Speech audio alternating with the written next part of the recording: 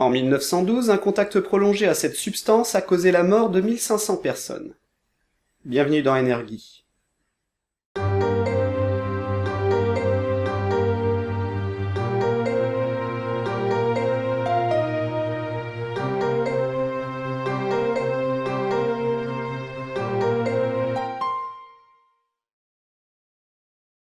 Si tout se passe comme prévu, cette vidéo va sortir un 1er avril. Aussi, je préfère être clair, tout ce que je vais dire sur le contenu de ce flacon est la stricte vérité, basée sur des faits établis et vérifiables par n'importe qui. Bien, maintenant commençons. Dans la précédente vidéo, Prof nous a rapidement parlé de différents fluides frigorigènes présents dans les installations de production de froid, le R134A, le R407C, etc. Tous ces fluides comportent des dangers, qu'ils soient pour l'homme ou pour l'environnement, et les fluides les plus nocifs sont progressivement interdits au profit de fluides moins dangereux. Le liquide présent dans ce flacon est un de ces fluides frigorigènes. C'est le R718. Il est principalement utilisé dans des proportions plus ou moins importantes pour les installations devant couvrir de grandes surfaces, comme les immeubles de bureaux, les centres commerciaux, etc. Bref, vous en êtes entouré. Par chance, il est peu utilisé dans les systèmes de réfrigération domestique. Mais on va revenir sur ce point. Le R718 est également énormément utilisé en chimie, car c'est un très puissant solvant. Mais le principal usage du R718 en France n'est pas là.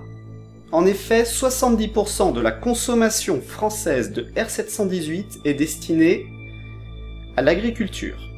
Ainsi, on en retrouve dans les plantes, les fruits, le bétail, bref, quand je disais qu'il n'y en avait pas dans votre réfrigérateur, eh bien, c'est le cas pour le contenant, mais beaucoup moins pour le contenu.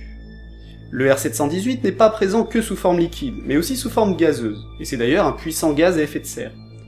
Pour rester dans le domaine de l'environnement, il participe également au phénomène des pluies acides.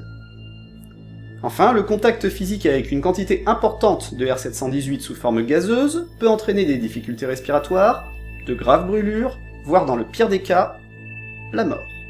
Aujourd'hui, son coût dérisoire fait qu'il est utilisé dans de nombreux produits, et il est facile de s'en procurer. Cette fiole n'est qu'un exemple. Il est très simple, en quelques opérations rapides, d'en isoler de bien plus grandes quantités. J'ai rempli cette fiole, mais j'ai également rempli ces fioles de R718. C'est une opération extrêmement simple, du moment qu'on a les bons produits. Mais nous sommes sur Energy, alors parlons d'énergie.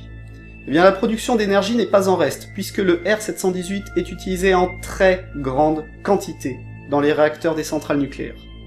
Les analyses effectuées après l'accident de Fukushima ont mis en évidence une concentration élevée de R718 dans les eaux territoriales japonaises, ainsi que dans les poissons consommés tous les jours par la population. Et ce fluide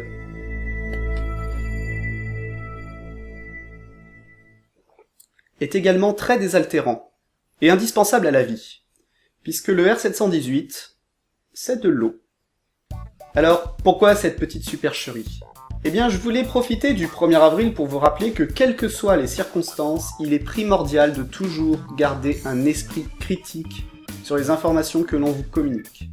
Car même avec des faits et des observations pertinentes, il est possible d'arriver à de mauvaises conclusions. Je vous invite d'ailleurs à regarder cette vidéo de nouveau et vous verrez que tout ce que j'ai dit est la stricte vérité, basée sur des faits établis et vérifiables par n'importe qui.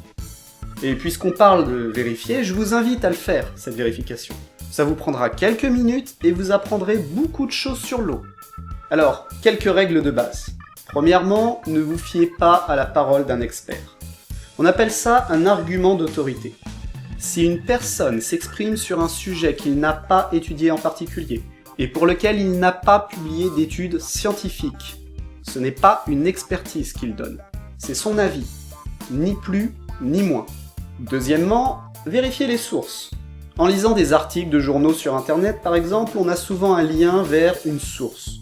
Il suffit de cliquer dessus et de regarder dans ce document si lui-même cite une source, puis de cliquer dessus et petit à petit de remonter vers la source primaire.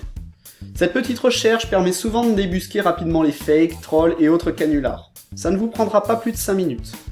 Et si vous ne le faites pas, gardez malgré tout un esprit critique sur l'article avant de le partager. Et enfin, troisièmement, ne pas confondre corrélation et causalité. Ou plus simplement, ce n'est pas parce que deux faits sont liés que l'un est la cause directe de l'autre. Pour reprendre mon exemple des 1500 personnes mortes par contact prolongé avec l'eau, si vous faites 15 secondes de recherche, vous comprendrez que l'eau n'est pas la cause de ce massacre, mais d'autres éléments bien plus humains. Si vous voulez aller plus loin sur ces sujets, je vous conseille 2 chaînes, La Tronche en biais et Hygiène mentale, qui traitent particulièrement bien de ces sujets. Et n'oubliez pas qu'en ce 1er avril, mais également tous les jours de l'année, il est important de garder un esprit ouvert et critique sur ce qu'on nous raconte. Et demandez-vous pourquoi je vous dis que la meilleure énergie, c'est celle qu'on ne consomme pas.